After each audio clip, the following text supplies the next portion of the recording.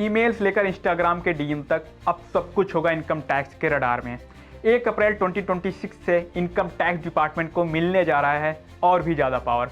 अब जांच सिर्फ घर, लॉकर या कैश तक सीमित नहीं रहेगी, बल्कि पहुंच होगी email accounts, bank accounts, online trading platform, crypto और डिजिटल वॉलेट्स और यहाँ तक कि सोशल मीडिया प्रोफाइल्स और क्लाउड स्टोरेज तक।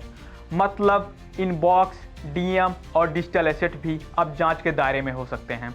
अब समझते हैं ये बदलाव आया कहाँ से है। अभी तक इनकम टैक्स एक्ट 1961 की सेक्शन 132 के तहत आईटी ऑफिसर को रेड और सीजर का अधिकार था, लेकिन न्यू इनकम टैक्स बिल 2025 के तहत इस पावर को डिजिटल वर्ल्ड तक बढ़ाया जा रहा है।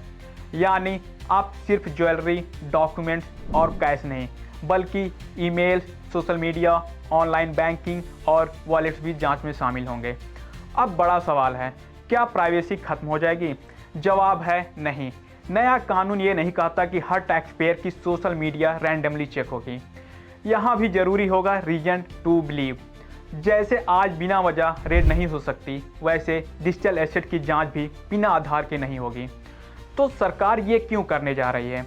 क्योंकि आज ट्रांजैक्शन ऑनलाइन है, इन्वेस्टमेंट ऑनलाइन है, crypto, foreign trading accounts, digital business तेजी से बढ़ रहे हैं। टैक्स इवेजन भी अब डिजिटल हो चुका है, इसलिए सरकार चाहती है कि ऑनलाइन ट्रांजैक्शन पर भी नज़र रखी जाए। सिंपल रूल याद रखिए, अगर आपने अपनी इनकम सही से डिक्लेयर की है, आईटीआर टाइम पर फाइल की है और टैक्स ऑनेस्टली पे किया है, तो घबराने की ज़रूरत नहीं है।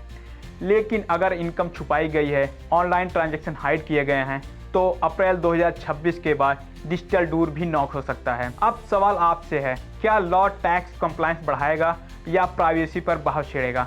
कमेंट में हमें ज़रूर बताइए।